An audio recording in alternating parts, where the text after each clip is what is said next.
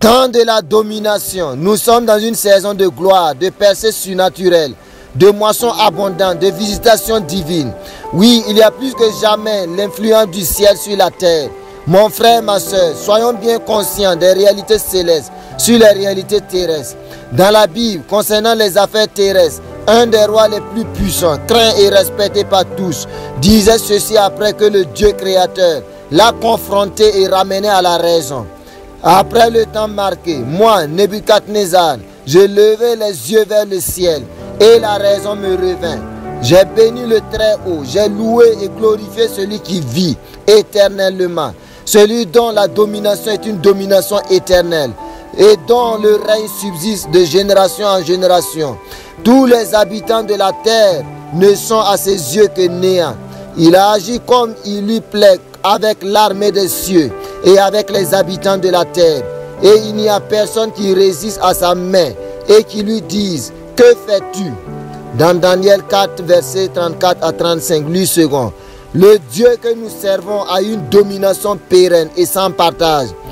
Préalablement, Nebuchadnezzar lui-même avait fait cette belle déclaration.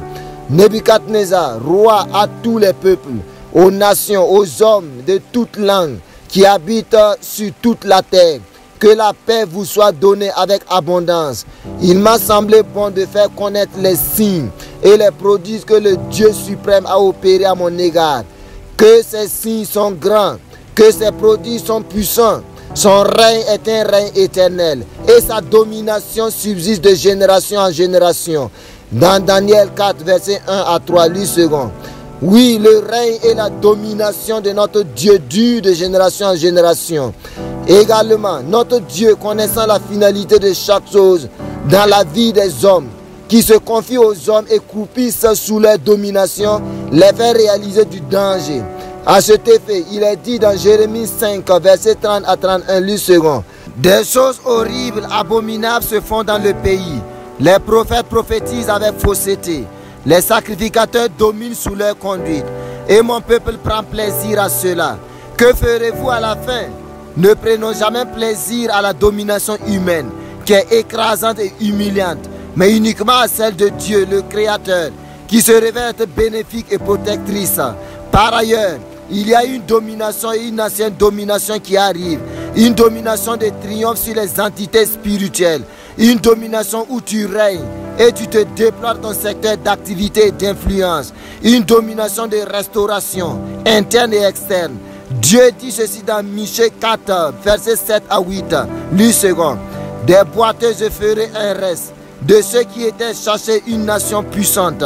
Et l'Éternel régnera, dominera sur eux. À la montagne de Sion dès lors et pour toujours.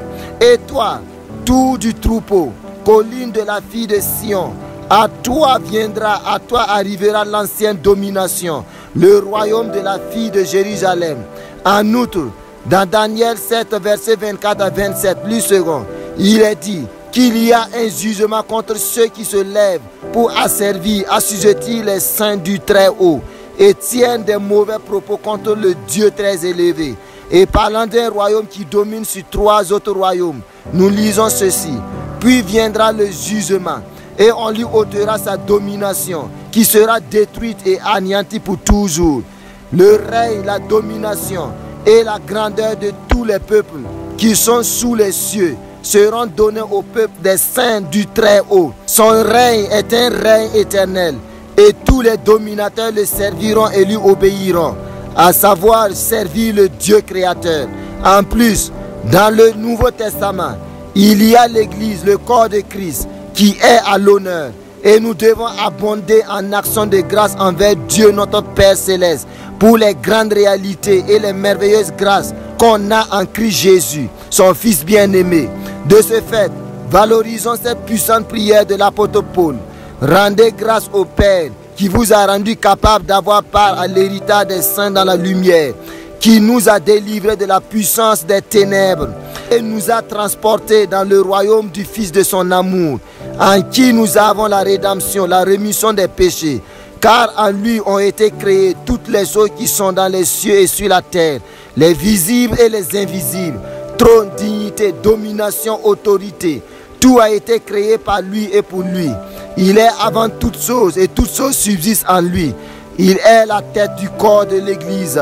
Dans Colossiens 1, 12, 18 à l'u-second. Alléluia. Nous avons tout pleinement en Christ, même les invisibles et les dominations sous notre emprise.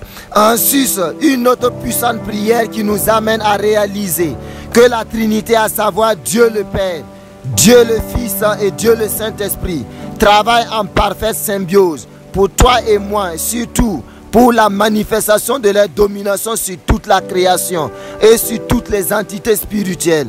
Nous lisons ceci dans Éphésiens 1, verset 16 à 23, l'u-second. Je ne cesse de rendre grâce pour vous, faisant mention de vous dans mes prières, afin que le Dieu de notre Seigneur Jésus-Christ, le Père de gloire, vous donne un esprit de sagesse et de révélation dans sa connaissance, et qu'il illumine les yeux de votre cœur, pour que vous sachiez quelle est l'espérance qui s'attache à son appel, quelle est la richesse de la gloire de son héritage qu'il réserve aux saints, et quelle est envers nous qui croyons l'infinie grandeur de sa puissance, se manifestant avec efficacité par la vertu de sa force. Il a déployé en Christ, en le ressuscitant des morts et en le faisant asseoir à sa droite dans les lieux célestes, au-dessus de toute domination, de toute autorité, de toute puissance, de toute dignité et de tout nom qui se peut nommer, non seulement dans le siècle présent, mais encore dans le siècle à venir. Il a tout mis sous ses pieds et il a donné pour chef suprême à l'Église, qui est son corps, la plénitude de celui qui remplit tout en tous. Je prie que tu comprennes la vérité, la grande révélation de la vraie domination par le Christ Jésus et sous son leadership, et que tu fasses uniquement allégeance à lui dans ta vie. Et je prie que les églises, les congrégations, les assemblées qui ont altéré l'image du chef, qui ont altéré l'image de la tête de l'église qui est le Christ Jésus, par des compromissions, reviennent à leur premier amour et rentrent exclusivement sous la domination de Christ, le chef, la tête. Et cela pour pouvoir manifester une vraie influence et de domination du royaume de Dieu sur la terre et dans le monde spirituel. Oui, il est grand temps pour toi et pour moi et pour tout le corps de Christ de se lever pour briller afin de dominer pour l'honneur de notre chef Jésus. Amen.